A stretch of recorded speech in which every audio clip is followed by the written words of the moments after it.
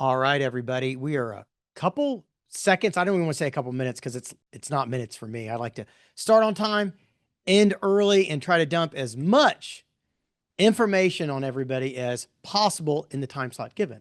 Fair enough, Elizabeth? Sounds good. All right, so we started it. I think people are coming on, so we'll just make sure that we give everybody just a little time so we start on time for our Florida poll on public education and school choice.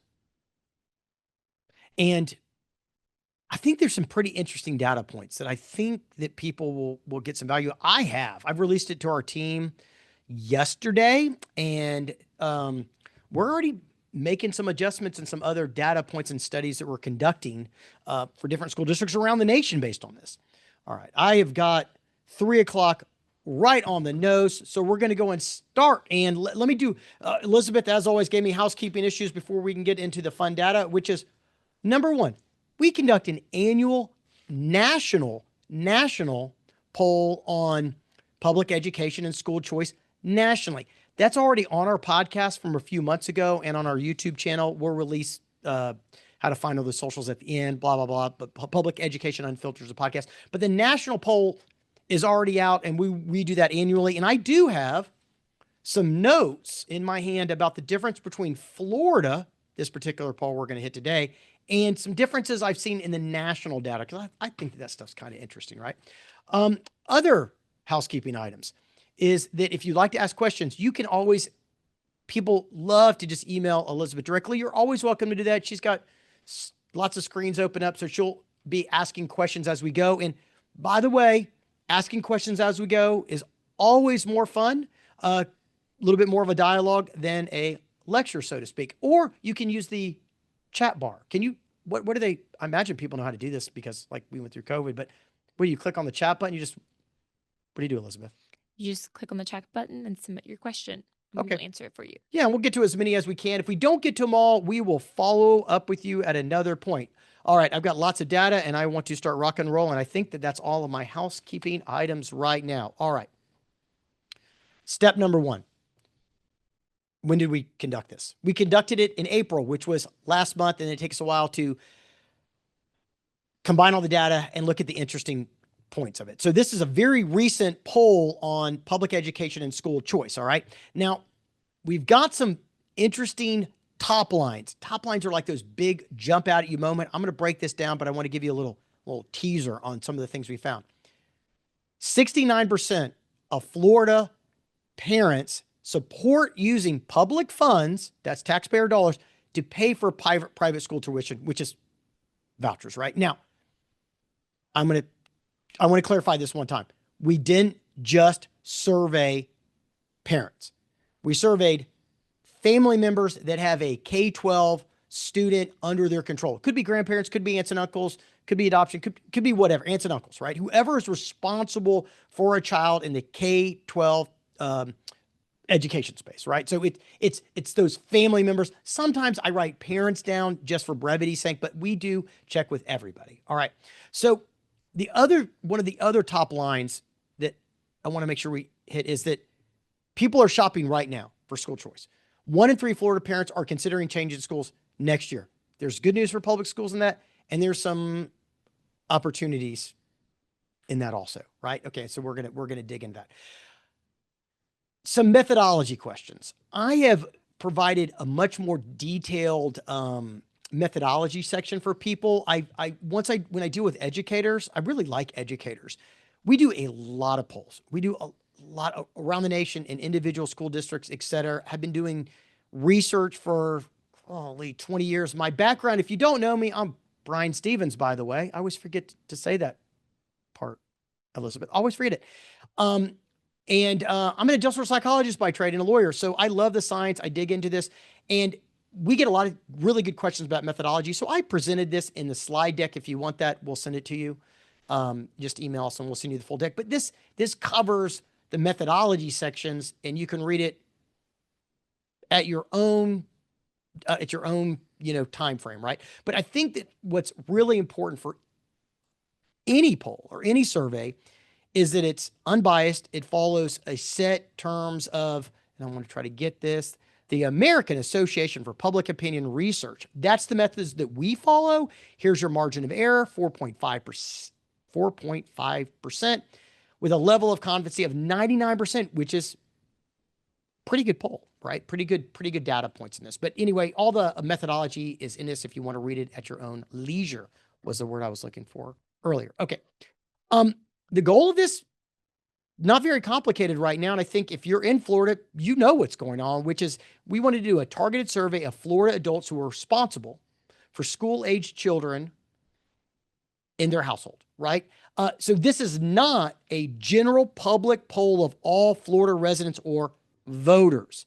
And sometimes you'll see a poll or a survey and they'll be like, of voters. Look, if you're trying to determine if a group of people are going to vote a certain way, you don't really actually poll voters. You poll likely voters. A lot of people are registered to vote, and we know it's sad, but they don't actually go vote. Likely voters. So we polled actual parents or guardians of the children that are in Florida, right? Not in Nebraska or something, right? And I think that that's an important distinction so that I always want to try to increase people's knowledge about, what did Mark Twain say? Lies, damn lies, and statistics, right? So you got to be careful with these things, but these are the right people, good coverage, 4.5% margin of error. So in case you don't know what a margin of error, it means that if something says 50% in this survey, it could be 54.5% or 46%. It's a plus or minus that 5% really. So you got a little bit of float in there. And what I'm going to do today is give you the big top lines that you're interested in, and then also kind of mention anything that is outside of that margin of error from the national poll. How is Florida a little different than the national school choice poll? I think that's interesting, right? And then individual districts, if you do a poll, you can compare your individual district to the statewide poll. And is it within or outside the margin of error? Okay, I hope that helps. All right, let's get. I'm not going to talk about who answered this because we've already kind of explained that, but school-age children, you got the breakdowns. All right, let's get into the results. Still like the reason why people are here, I think, not just to see my pretty face, is your current school choice experience. Now, here's the first big number, but I got to give you a caveat on it. It's 66% of the people that of Florida parents they're satisfied with their school choice. Like that should mean something to you. And under almost all surveys, we always want to kind of do this satisfaction index, right? As if it's the most important thing. It's really not, but it is a good indicator on whether or not your people are even satisfied, because certainly if they're unsatisfied, you should have alarm bells going off and people should freak out. Now, remember, this isn't just public school parents. This is private school parents and homeschool parents and charter school. This is broken down by about the same proportion that they actually are in Florida, right? Okay, so 66% say they're satisfied, but I get real nervous explaining a satisfaction score to you because satisfaction does not equal loyalty. All right. So how satisfied are you? Doesn't mean that they're going to stay with your district. It doesn't mean they're going to leave your district either. It just means they're satisfied. And so I wanted to kind of break this satisfaction thing down a little bit because I think we hold too tight on this. Well, if they're satisfied, they're good. Okay. But according to the Harvard Business Review, a majority of customers who leave organizations report being satisfied before they left. And I say customers because the families are your customers. They absolutely are your customers. We can have a deep debate about that, but they have the buying decisions, right? So they're your customers, but they'll say they're satisfied. But all that really means is that they had a acceptable experience, nothing went wrong, and it met their basic expectations. It's a good foundation for sure, but it does not measure their emotional commitment to your school district. It doesn't measure how much they trust your school district. And it doesn't really necessarily impact future decision making. They're still very vulnerable to competition. Both sides, right? You're competitive now, you're a public school, you're competitive, private schools, they're competitive too. But even if they're satisfied with private school, doesn't mean they're going to stay either, right? It's not an emotional index. It just means you're meeting the base zones. And so McKinsey and Company really dug a little deeper in this satisfaction score, which were the they're not unhappy enough to complain, but they're not loyal enough to stay, right? And so in education specifically, parents may say they're satisfied, but they're going to go on a tour of those other schools. They're going to consider using vouchers. They're going to respond to marketing, and they may move the area to find better options because decisions are driven by fear. All right. My child is falling behind. My child's not getting the right education. My child's not safe. Or opportunity. There's something bigger and better out there. And it is funny. When I think about satisfaction scores, I think about my 3 dogs. I do. I have three beautiful dogs. 2 are loyal and they are more than satisfied. 1 is satisfied. And she is always looking for a bigger, better deal. I mean, like we're out on walks, Elizabeth, with this dog. She loves her house. She's got a great little life. She eats and she has playtime. But if she saw another family that had chicken that would give her chicken nightly, she would leave us in a heartbeat, even though she's satisfied with us. It makes me sad. But she would. Mesa's the dog, in case you're wondering. She would bail on us on a heartbeat. And we are also animals in a way. And so you may be very, very satisfied, but it doesn't mean you wouldn't try another restaurant either, right? Okay. And so what actually predicts retaining your students more than a satisfaction score? And it's really 3 things: an emotional connection, ease, low effort, which means they don't just low friction to stay there. There's no big, that's probably part of the satisfaction. They're satisfied, so it's easy. And then trust. The more they trust you, the more they have emotional connection, the more that you're going to be retained. Okay. So I said all that with the understanding that I love to look at satisfactions, but don't think that because they're 90% of your people are satisfied, they're not going to leave. Brian, we have a question from a superintendent. What is the main thing that districts should take as a warning sign when they're looking at the data you're presenting right now? Well, I think we'll get to that. I mean, I think that's a great question, by the way. But the warning signs are going to be in the variance of the types of questions you ask, right? So, but what I don't want you to do right now is it is not a positive that you get 80% satisfied. That should, it's nice. It's a baseline. If you see it dropping, that should be a warning sign, right? But just because they're at 80% doesn't mean a third of your student body won't leave. Like that's what I mean, right? So we're gonna show you some other questions that I think that get a little deeper into that emotional trust building episode. And by the way, you can take these questions. You can run them in your own district. I mean, we do a lot of polling for districts. Always happy to provide that service to you. But you can sponge my questions and you can take them and take it to your own team. This is just something that we want to help you with. So yeah, I think so. I guess if you want a warning sign, soup, then you got to ask more than satisfaction. It's just not going to get you there. And I think that's not, at least I'm kind of giving you the opposite, right? Okay, let's keep rolling. All right. So here we go. And this question is about, are you considering changing schools next year? Now, I've been asking this question from a national polling for, since 2018 or 2019. And what we found here is that in Florida, 58%, that's a big number, by the way, okay, nationally, 58% are in motion. Now, that means they're 8.5%, so think 10% if you really want to, are definitely planning on switching. Now, remember, this just isn't of public school families. This is of all families in Florida. So that's some opportunities for you. You go to a private school, you go to a charter school, homeschool. Well, 10% of those people are thinking about leaving too. That's where the opportunity is. And I think that's a positive way to think about this. But you do have 58% that are in motion. And that's one of the highest numbers that I've ever seen in almost 10 years of doing this particular work for school districts. And I mean, the polling data for the last decade or so. So that's a big number. It was funny, prior to COVID nationally, that number, even without school choice, as big as it was hovering in the upper 30s, and then it hit 40, 42, 45%. So that kind of messed with me a little bit. And then this number keeps popping up. Oh, I want to say one more thing about the satisfaction score. shoot, I missed this one on the national data, is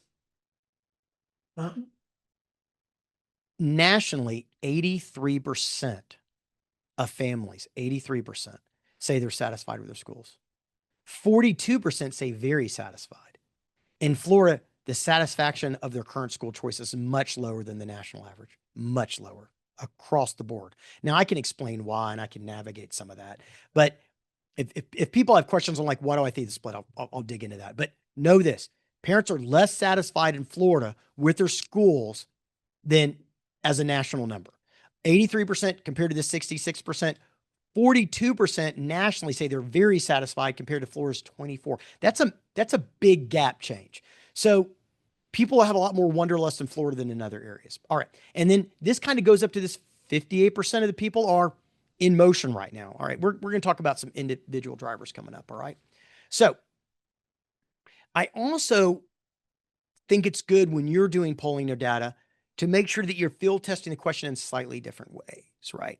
So when we say, are you satisfied? I like to ask the question a slightly different way to see if you get a bit of a variance in what you think. And this is more specific to public schools, by the way, because it was very specific. How would you rate the overall quality of public schools in your state?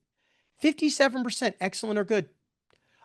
That's actually, we don't test this particular question nationally, but I have tested in other states before. 57% is pretty good. Like I've seen it as typically it's in the low 50s, just outside the margin of error of 57%. I've never seen it get 65% or above. So Florida, they're actually saying they're pretty happy with public schools. 66% say they're satisfied. But remember, even though they think it's excellent, even though they're satisfied, they are still looking to change. Welcome to America, right? Choice and all this stuff. Okay. So we then wanted to ask if you learned about a different school option in your area, how likely would you be to explore it? 75%. 75%. 66% are satisfied. You see the math now? So this is that field testing that satisfaction. They're satisfied, but they're still gonna look. And I keep equating it to breakfast restaurants. Maybe I'm obsessed with breakfast. Is people say, I love this breakfast restaurant, but another one opens, they're gonna go explore it. All right. Brian, we have a question from a COO. What should districts stop doing immediately based on what you're saying right now?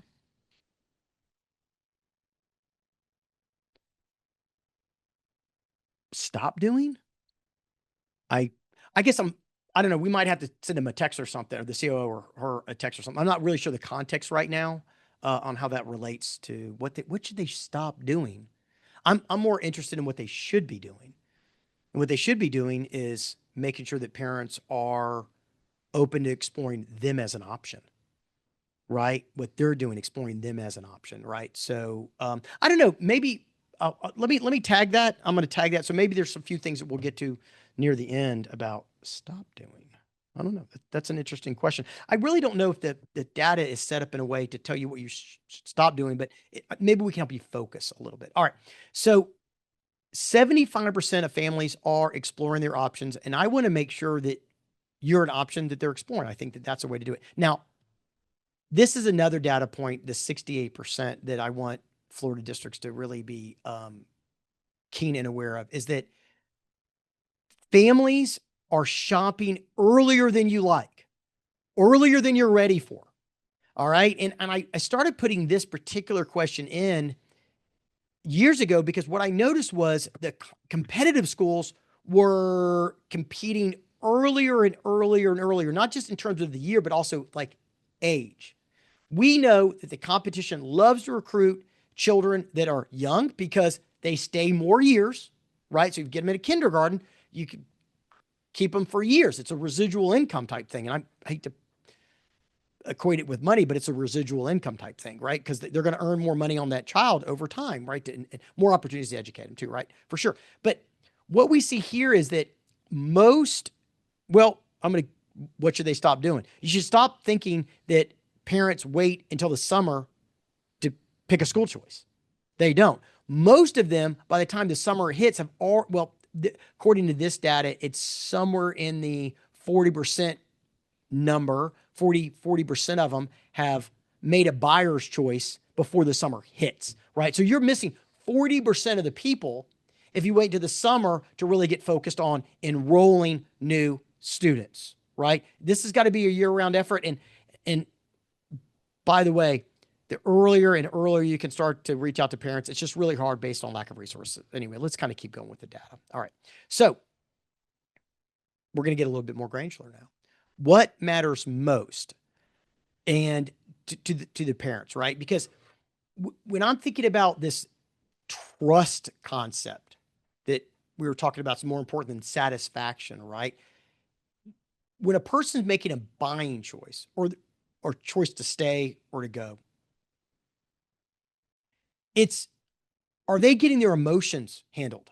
Not necessarily the truth, but do they feel like certain categories are being handled for real by the school? And unfortunately, sometimes it's the ones that market the most, advertise the most, or put it out there, communicate the most that they're doing something really good that are going to get the most value back, because people are going to start to believe it if you're really consistent with your messaging. Now, I've got a podcast I'm going to do later on the messaging issues and how to translate this stuff into messaging. So be on the lookout for that on the podcast, Sue. Ooh. Okay, good. All right. I'm looking at Elizabeth for permission. We are doing that podcast, right? Yes, we are. Oh, okay. Great, great, great. We're also going to do another one on the false belief that private schools are better than public schools. The data is just not there. I mean, some are, some aren't. Some public schools are better. So anyway, so we're going to get into that. So we're going to be breaking this data down as we go. So, stay tuned for the future. Okay. What are the top factors that families use to say if they're staying or going in Florida? Well, no surprise. Number one is school safety. If the babies aren't safe, they're not staying. Now, safety means something different to every single family and by region. And then based on the national and local media, also that influences it quite a bit, because it could be bullying one day, it could be gun violence the next, it could be, COVID or an illness or anything like this, right? So safety is very important. And clearly we know it's not in this poll, but we've known this because we've done this so much, is the younger the child is, the more safety is important. And I'm never going to try to tell you, you got to promise safety. I'm still a lawyer, right? You can't promise safety. You can't promise them that they're going to be safe, but that you're working on safety, and safety is a top priority. It is funny. We do a lot of secret shopping, right? And I love to secret shop schools anytime I'm traveling and stuff. It's just fun. But we also secret shop schools as a service. And one of the things we find is that you don't ask for IDs. Now, the asking for an ID is an indicia of safety. It makes people feel safe that you would ask a stranger that comes off the street for ID. But inevitably, when we send out secret shoppers, they don't ask for ID. I know somebody's thinking, but they're required to. Yeah, I know, but they don't. I don't know, but you got to get your teams to start treating safety as a priority, but in a way that presents it to the families, and it's real and it's there. So safety is always be important. The one that's a little interesting is student success. Now, student success is always up there, whatever success means. It could be going to college, it could mean a trade school, it could be the military, it could be just moving out of a house and getting a job, like whatever that individual family thinks is important. But they want their child successful. They want them going places. But 74% is a little higher than in other states and regions I've tested by a factor of 12 points. 12 points is significantly important. So in Florida, more so than nationally, the student success seems to be more important to them. So I think that's a really interesting number, and that complies with the national data also. But 74% is pretty stiff, right? So I think that success is important. Now, I do want to hit a few of these other little data points here. School reputation. It doesn't say district reputation. It says school reputation. People pick a school, not a district. I mean, if the district's terrible, they'll not pick you because of that. You know what I mean? But in order to stay and build trust, it's always done at the local level, right? And so the school reputations across the state of Florida, this was the third main driver. I don't normally see that as a third main driver. I mean, every district's a little different. Those top three things that parents care about is going to be very nuanced to your own district. But I tell you, safety is going to be number one or two every single time. Every single time. I've never seen it not be one or two. Success is always in that top four. Always. I mean, it's always in the top four. School reputation is not always up there. I have seen, though, like for instance, extracurricular activities. In an individual school district, I have seen extracurricular activities be number one. Mainly, that's because it's like the Maslow hierarchy of needs. If they already know that their children are safe, they already know that the children are going to be successful, then they're going to go down the list and something else is going to be a main driver, right? And in cases, extracurricular activities. We used to think location was the be all end all. If it was a neighborhood school, that was a thing. It's not anymore. Neighborhood school is location's important, but it doesn't mean neighborhood school. It could be a proximity to their work or how they drive to work, or that it's close to where their other kids go. Location just doesn't mean neighborhood school anymore. Like, so we just don't recruit to it specifically. We try to recruit to a neighborhood school, but it's not in that top three main drivers. Okay. So just kind of be aware of that. And I would want to know what your top three are in your district, and that should help you with your communication messages and everything. All right. Oh my gosh. Okay. So the next big drivers, we're still on the next big drivers. All right. So when selecting a school, think selecting, also think retaining your students, keeping them. Number one driver, teachers and staff. It's your people. It's your people. And it's also interesting if we go back and we tie that in with the satisfaction scores. We know that satisfied is good, but we know trust is better. And who builds the trust? It's the teachers and staff. I mean, I always love the superintendent, the board members getting out there and delivering messages to Kiwanis clubs and Rotary groups and the chambers and HOAs and talking on the 9 a.m. morning news cycle. I mean, I want you out there promoting your districts. And that is important to build trust because the more they see you, the more familiar they get. It's just psychological. You start feeling better about things. But the teacher and staff are still the main drivers. And this is who they have relationships with. This is who they know about. So teachers wasn't shocked on that one. Brian, we have a question. Over 80% want voucher schools held to similar standards as public schools. What does that tell us? We'll get to it. We'll get to it. Okay. So yeah, that question, we're going to get to that actually. Somebody else must have seen a pre-deck. I don't know who saw a pre-deck, but now you're making me nervous. All right. Are these email questions? A couple, I bet a couple salespeople sent but this deck out. we have Hold on. about 5 people right now in the Oh, Q&A. oh my goodness. I think some of our salespeople leaked this data out because I haven't even gotten to that yet. All right. We'll get there. All right. So some of the other main drivers in the state of Florida is this curriculum and academic programs. And then once again, communication with parents. Communication drives trust. All right, let's keep rolling. Now, this next question is, I know I'm still a educator, a teacher at heart, sort of. So I kind of want to explain what this is.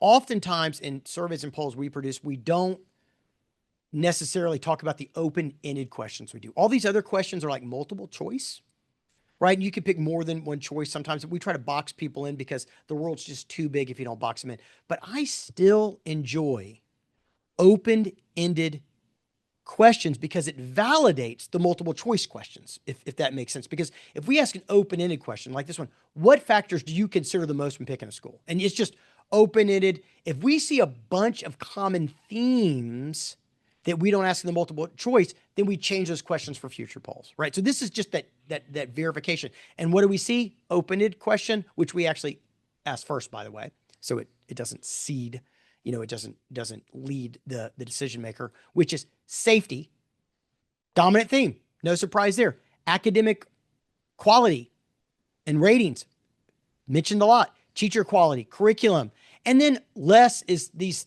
school reputation, local transportation, winning rate. So all this question does is validate what we did the multiple choice questions. Okay, so we can kind of keep moving. All right. Now we're getting into school choice and vouchers because they're not going anywhere, right? It's a big thing and it's going to drive a lot of our lives in the future. So I want you to have good data on this. Okay. Do you support or oppose the use of public funds, tax dollars, for private school tuition? 69% support vouchers.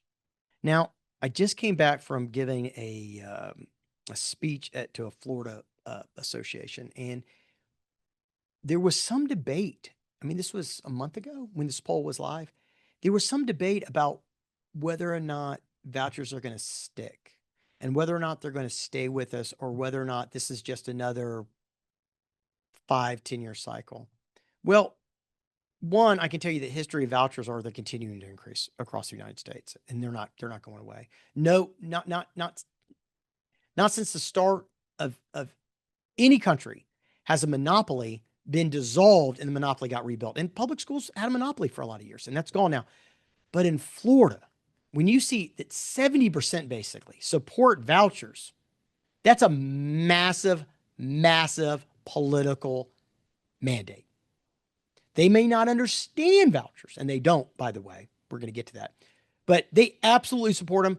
They're not going away. It is way too baked in. And by the time these laws continue to inflame it, I guess the whole point of this is it's not going anywhere. It's going to continue to grow.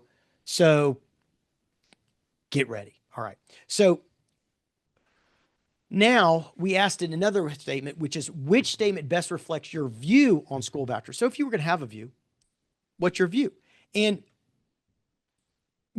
was it just we want more options? Well, 25% more options. The no opinion are people that don't understand. Literally, they don't know what's going on. That happens. 15% is pretty normal on that. But 41% of the people said we need more school options and vouchers are a good start. Are you listening to the words that are coming out of my mouth? Vouchers are a good start. That means they want more, not less. 41%. So you absolutely know, based on this prior number, 70% support vouchers. 41% want even more than that. So vouchers seem to be the foundation request. If that 41% turns into 51% and they're active voters and stuff, you can have something else. So I wonder if we should start polling what those other options are. I think we should start polling what are the other options you think you may want to consider, because I haven't really explored that yet, mainly because this number has not gotten driven up quite so hard. All right, so 41% is quite a bit, and that's higher than in other states we've tested. Not by a massive amount, but mid 30s. I think mid 30s in a couple of the other states that I can think of off the top of my head. All right. All right. So this number is concerning to me because it is high. If a voucher program were available, how likely would you be to use it? 73%. 73% of parents would be likely to use a voucher for their child. This doesn't mean they're going to switch schools. It doesn't mean they necessarily understand what a voucher means in every case. I mean, there are kind of like scholarship programs and grants programs that if your child goes to a charter school or a public school, states have done some interesting things. So we didn't define that a voucher is just, we didn't narrow the focus of what a voucher means. I just wanted to find out do they like it? Does it feel good to them? It's an emotional connection, right? 73% were like, yeah, man, give us the vouchers, right? Without that being firmly defined. I would really challenge the legislatures to make sure you define what that means, because it means it's like school choice means something different to different people. I think about school choice as your option among different types of schools, where school choice used to mean in a particular district, you got to choose what school you went to in a particular school district. I don't think that's my version of school choice, but definitions can vary, right? But 73%, 34% very likely, 39% are going to continue to explore it. And this is we didn't start asking all the voucher questions in the national poll, so I don't have any like long trend lines on that. Next year will be the first time I think we'd have 3 years of data on this that I can kind of start talking about nationally. What do people think about it? So I'd be on the lookout for that. We'll do that poll in the fall. Yes. Yeah, like November is we're just going to hit November. Okay. Yep. Yeah. So the national poll, in order to really make sure that you have enough research, I don't like to get over my skis, so to speak, and start guessing. But nationally, we just started asking the voucher questions. We've been asking school choice for a lot of years, but not about the vouchers particularly. But 73% is higher than local polls that we've done in a lot of different places across the United States. So, all right. Now, this is this statement is something I have been testing of the ones that when we test vouchers, I like to know, do you think that vouchers will cause harm to students? Like I wanted to know whether or not people thought that vouchers could are they just about more choices and they improve the education for everybody? Because that is kind of that's the media hook, right? Like that's the selling point. The selling point is if you give parents a choice, it rises all tides. Everyone does better. Now, theoretically, that could be the case if the voucher program is designed correctly. But in a lot of states, it's not designed quite like that. So which statement best match your views? 47% say that vouchers just give families more choice and improves education. But I want you to think about this. 15% say that vouchers take resources away from public schools and harm most students. But 28% here say that, yeah, it's going to harm some and help some. So if you take these two numbers, right, you put 30, that's about the same amount. About 44% say, yeah, it's going to harm some kids. But you just heard 73% say they're going to use it even if it harms children.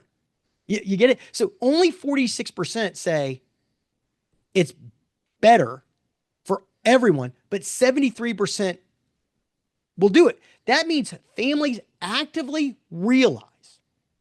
So I'm trying to teach you, you can't sell against this.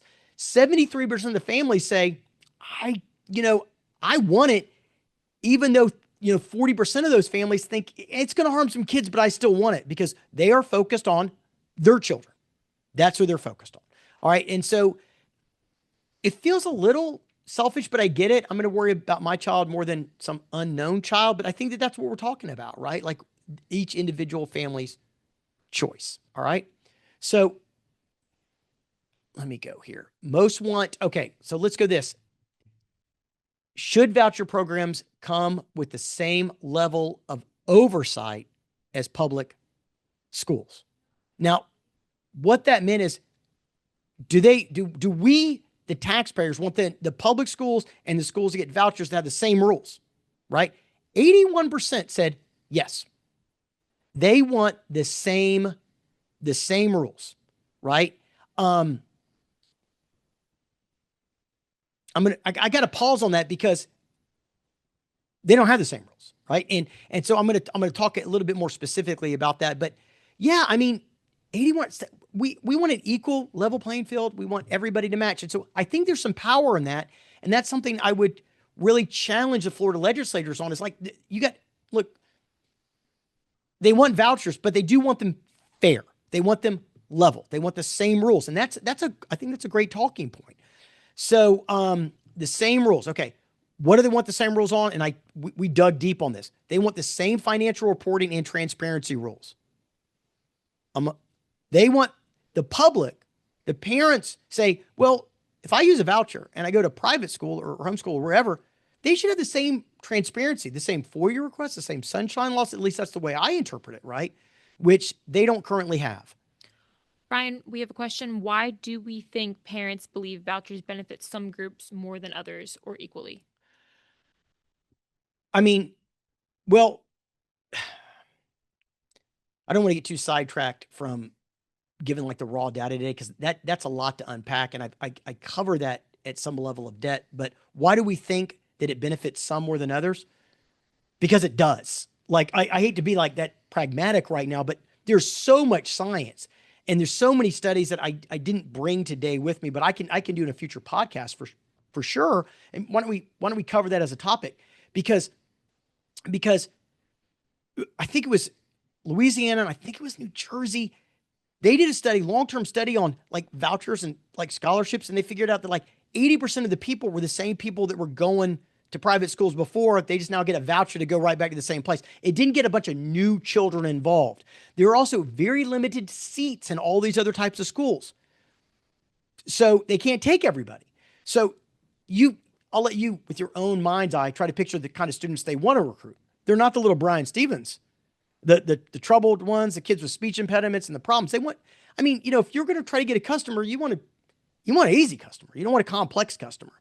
And so, and you know, they don't have, well, it's right here.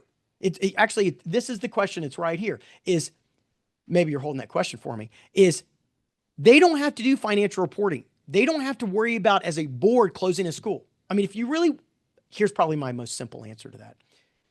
If you think they're the same, public schools and others, try shutting a school down if you're a public school. Oh man, public outcry, protests, people losing their mind on social media. Private school wants to close one of their campuses, they just close one of their campuses. I mean, it happens here in Memphis, man. I've seen it. There's no public outcry. There's no great news media. It's like a little blurb. But you try to close a public high school down, people lose their minds because of transparency and the rules. And also teacher certification. But this is the next one on the book. 85% of parents say they want teachers to be certified. Are you listening out there? They're not necessarily certified at these competitive schools, but they're required in public schools. Parents want the teacher certified. This is a good talking point for lobbying to get these rules more fair in Florida, I think. 81% say we want all these schools across the board to take students with disabilities. I think that's great. Student testing and accountability. 80% want the same testing and accountability standards. They don't really have right now. Florida is a better than a lot of states because Florida does have a requirement about norm testing for private schools. So they do require some level of testing. Not exactly the same, but they do require it. But is it made public at the same level? Not really. Okay.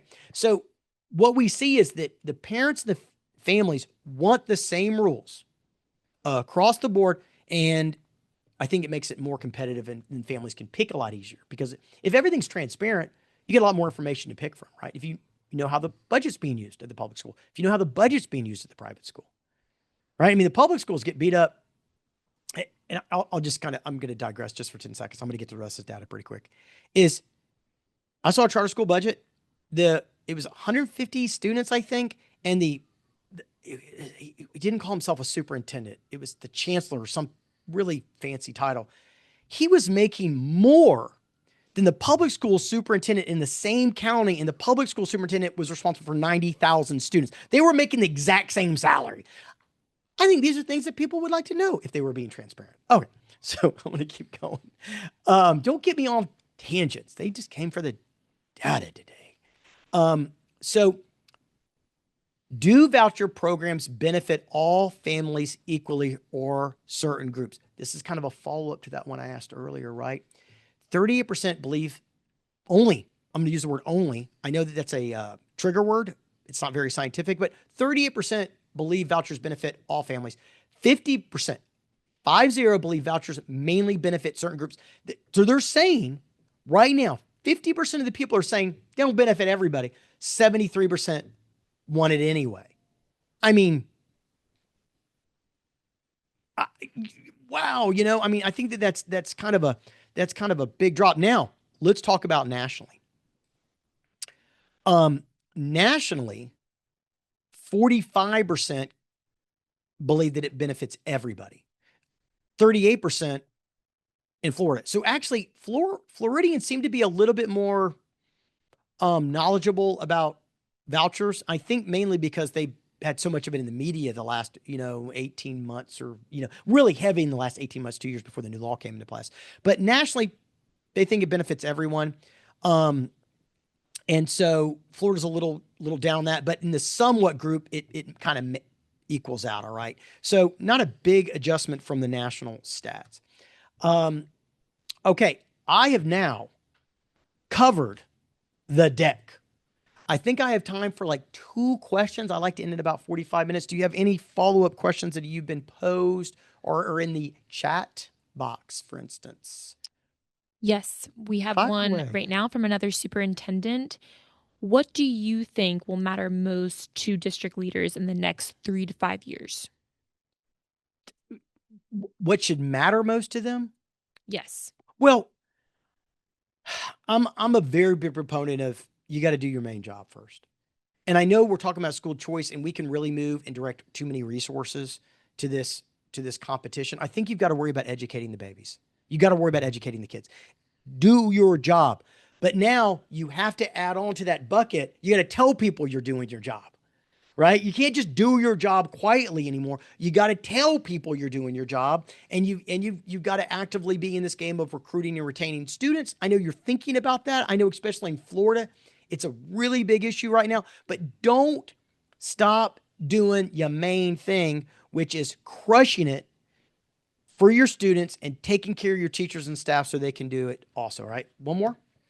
Yes. Our last one is needing to compete. What really separates districts from retaining families and then losing them? Oh, yeah, trust.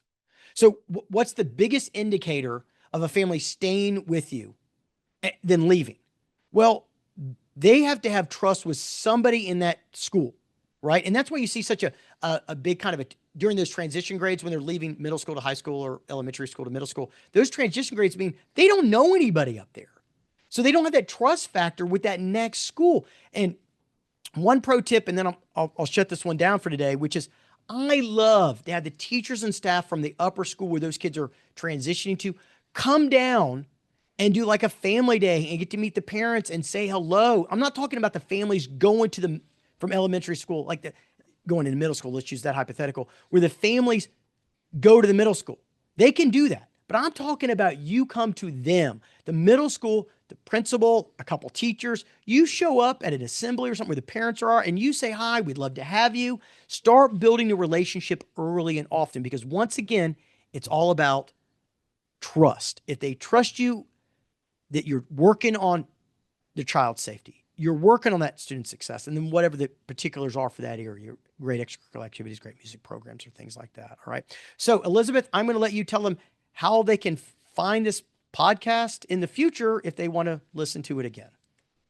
Thank you so much for joining us. You can follow us on Instagram at Caissa K12 or subscribe to our YouTube channel at LawyerBJS or listen to our podcast, Public Education Unfiltered, available on Apple Podcasts, Spotify, and all major podcast platforms. Keep an eye out for all of the exciting topics Brian is going to Uh, cover in his next Oh my episodes. gosh, she's so much better at that than I am. If you have questions, we couldn't get to it all today. I like to keep these things to about 50 minutes, so you'll come back. We will be releasing some new states coming up. I think Texas is next. And then we've got some podcasts coming up on private schools versus public schools, and then how to message your district, like using the science, like what is the messaging techniques. Anyway, I really appreciate it. I hope you got some value. If you have questions, email them to me directly. Elizabeth will find it. It's right here on the screen, and we'd love to answer as many questions, be as helpful as we can. All right. Thanks, everybody.